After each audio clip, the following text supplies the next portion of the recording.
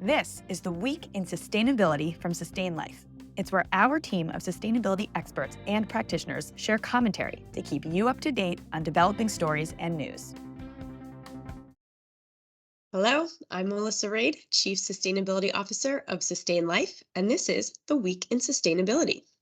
I have two topics I want to talk to you all about this week, both in the realm of ESG, specifically climate disclosure. First, we have Australia mandating climate-related financial disclosure, and of course, the ISSB, which has issued its inaugural and long-anticipated global sustainability disclosure standards.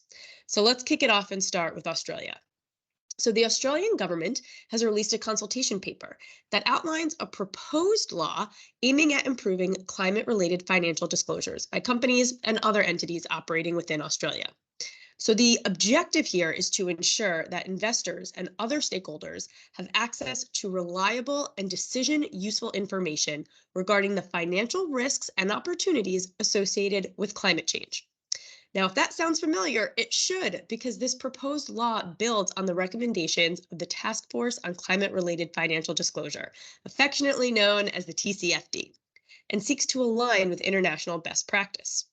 It's part of the government's broader efforts to address climate change, promote sustainable economic growth, and protect the interests of investors and the broader financial system. In terms of who will be covered by this law, it's expected to apply to large entities, including listed companies, banks, insurers, and superannuation funds. The exact threshold for determining the entity size will be subject to further consultation. And again, the government has just released an initial white paper proposing the law, so it's not yet in effect. So let's talk about a couple of the key features of this law. The disclosure requirements are going to ask entities to make specific climate-related financial disclosures in their annual reports, including information on governance, strategy, risk management, metrics, and targets. Again, if that sounds familiar, we're talking about the TCFD here. On climate-related risks and opportunities specifically, entities will be required to disclose information on the financial impacts of climate-related risks and opportunities on their business activities, including both physical risks, like extreme weather events, as well as transitional risks, like policy, regulatory, or even consumer changes. Metrics and targets, entities will be expected to disclose relevant metrics and targets related to climate risks. Now, this could include greenhouse gas emissions, energy consumption, water usage, and other sustainability related indicators. The proposed law also encourages entities to conduct scenario analysis to assess the future potential financial impacts of different climate change scenarios on their business operations and financial performance. Entities would also need to disclose information about their governance processes, their controls, and procedures for managing climate-related risks and opportunities. So that includes information like board oversight, management, accountability, and the integration of climate-related risks into existing risk management framework. So if you can't tell here, the word du jour is risk. This is really all about disclosing financially material risks and opportunities that are related to climate change, which is really, of course, what the TCFD is all about. The consultation paper is also seeking feedback right now on potential requirements for external assurance of the climate-related financial disclosures required by the law to enhance credibility and reliability.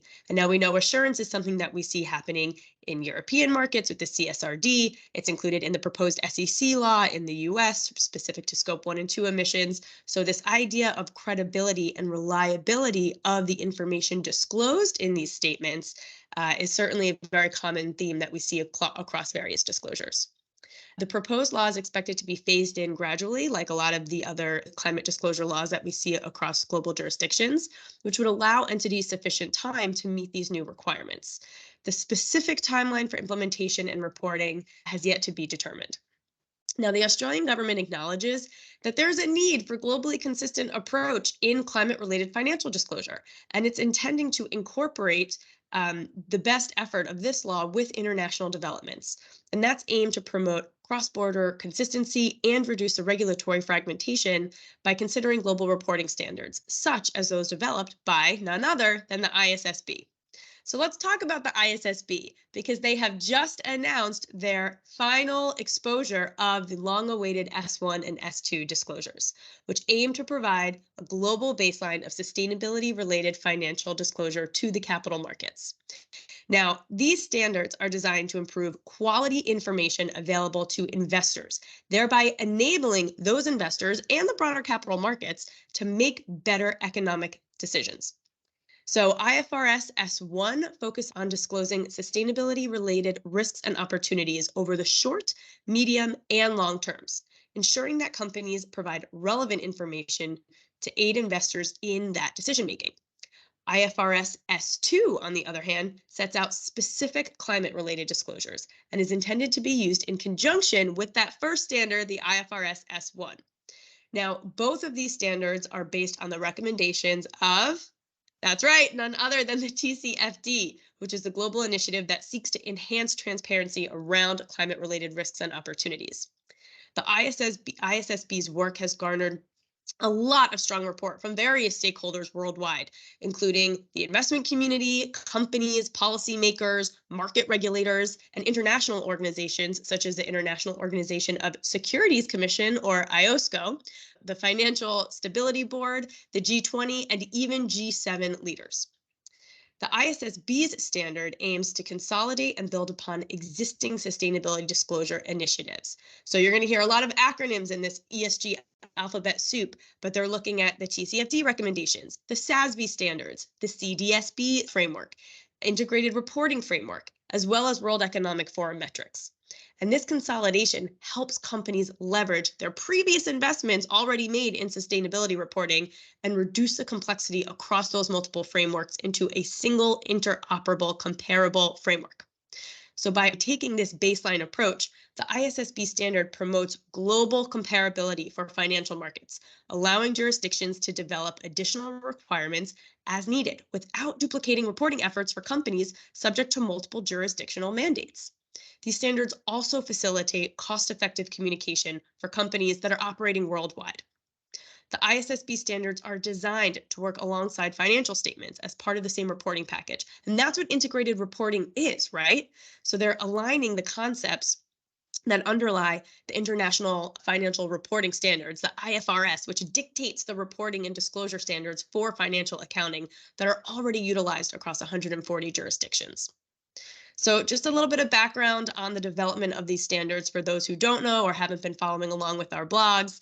The development of the ISSB standards involved a very rigorous consultation process, similar to that of the IFRS accounting standards themselves. The ISSB received over 1,400 responses to its proposal and related papers, a lot of feedback, technical decision-making documents, and that's all available publicly online, ensuring transparency throughout the whole process and their ultimate decision-making.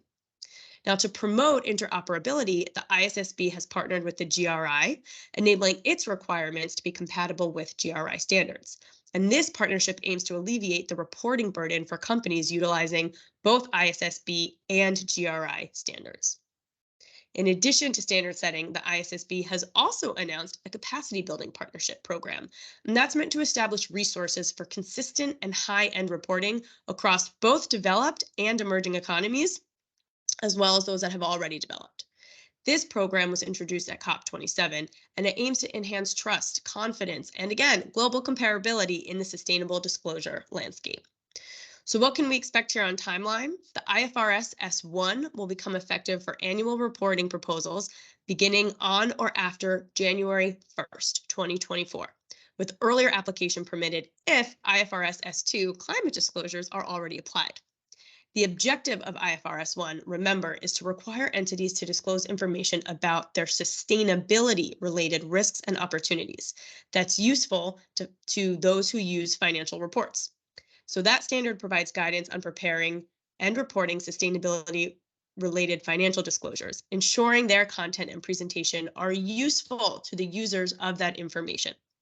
IFRS S2 follows the same timeline, effective January 1, 2024, and requires entities to disclose information about climate-related risks and opportunities, again, quite similar to TCFD, that could impact cash flows, access to finance, or cost of capital over the short, medium, and long term.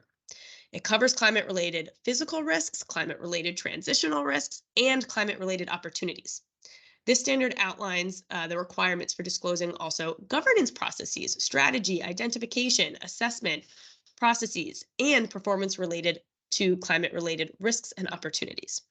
So a little bit of a mouthful this week, but some really important developments across the disclosure landscape. Thanks so much for tuning in this week.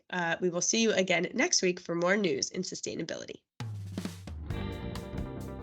Sustain.Life is a sustainability management SaaS platform with deep carbon expertise that helps future-proof small and medium-sized enterprises by taking climate action. Go to Sustain.Life to learn more.